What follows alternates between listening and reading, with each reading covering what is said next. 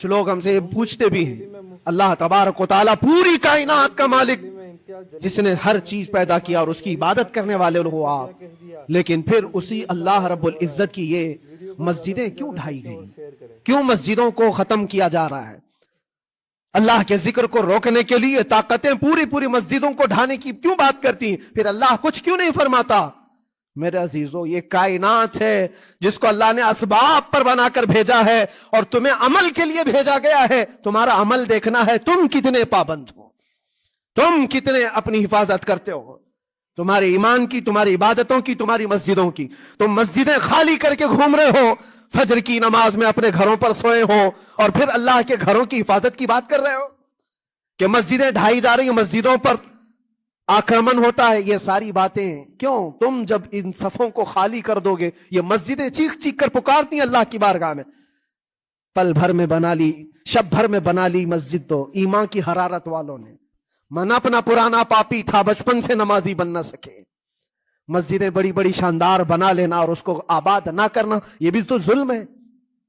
آپ ان مسجدوں کی حفاظت کی جو بات کر رہے ہیں، ان مسجدوں کی حفاظت صرف کمیٹیاں بنانے سے نہیں ہوتی، نمازوں سے ہوتی ہے، اس کے اندر تلاوت قرآن سے ہوتی ہے عزیزان گرامی۔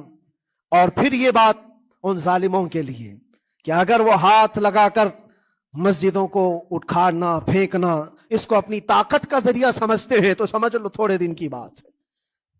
اگر اسی کا نام طاقت ہے کہ عبادت گاہوں کو مسمار کر کے طاقت کے تخت کو بٹھایا جائے تو یاد رکھنا بڑھتے بڑھتے بڑھتے تمہارا نشہ کہیں تمہیں فرعون نہ بنا دے، اور اگر فرعون بن گئے تو انتظار کرو، اللہ تعالیٰ بڑے بڑے فرعونوں کو صرف پانی سے ہلاک کرتا ہے، بہت بڑے بڑے نمرودوں کو اللہ تعالیٰ مچھر سے ہلاک کرتا ہے۔